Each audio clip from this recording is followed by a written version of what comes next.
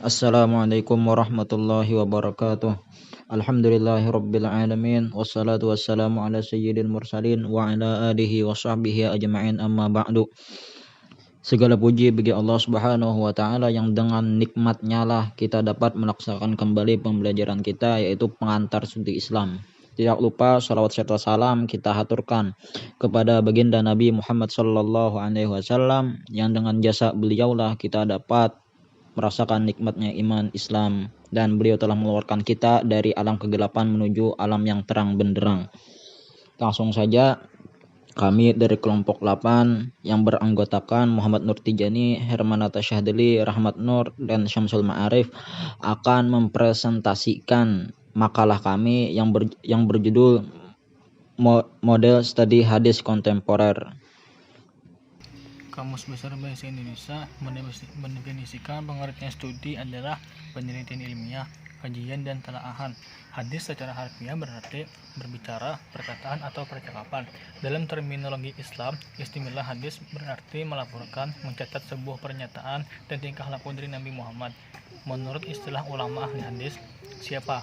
Hadis yaitu apa yang diriwayatkan dari Nabi, baik berupa perkataan, perbuatan, ketetapannya, basir, sifat jasmani atau sifat akhlak, perjalanan setelah diangkat sebagai nabi, terkadang juga sebelumnya, sehingga arti hadis di sini semakna dengan sunnah.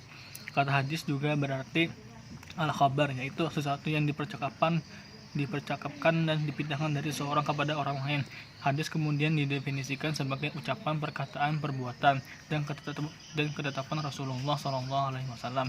Hadis dilihat dari sudut kuantitas atau jumlah rawi, diklasifikasikan dengan hadis mutawatir dan hadis ahad. Kontemporer adalah sesuatu hal yang modern, yang eksis dan terjadi dan masih berlangsung sampai sekarang.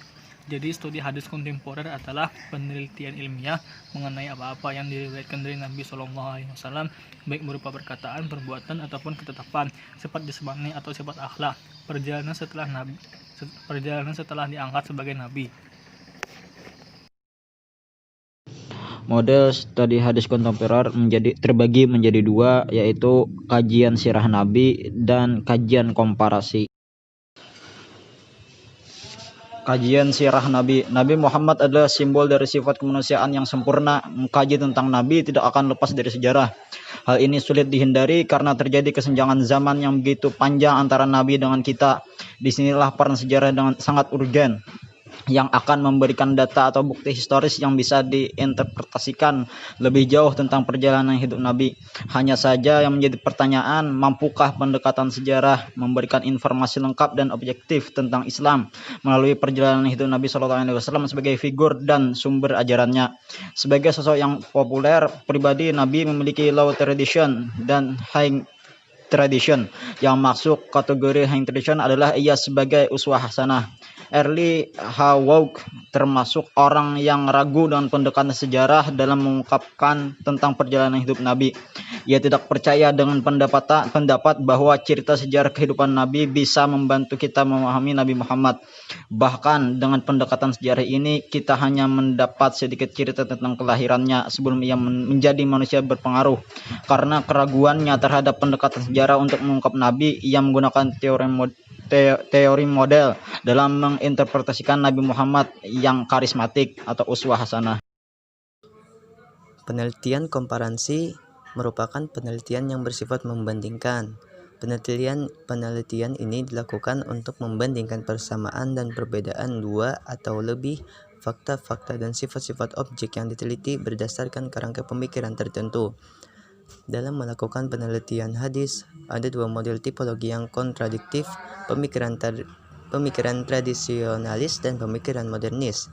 Dua model tersebut merupakan problem epistemologis karena dalam praktiknya setiap kali melakukan studi dengan objek apapun, ia selalu dibayangi oleh dua wajah tipologi, keagamaan dan karakteristik yang berbeda. Karakteristik dari pemikiran kelompok pertama adalah tekstualis, literalis, formalis, dan normatif doktriner. Sementara karakteristik pemikiran kelompok kedua adalah pluralis, humanis, liberalis, dan kadang sekularis. Sekian dari kami, hanya itu yang dapat kami sampaikan. Salah khilaf mohon maaf. Wassalamualaikum warahmatullahi wabarakatuh.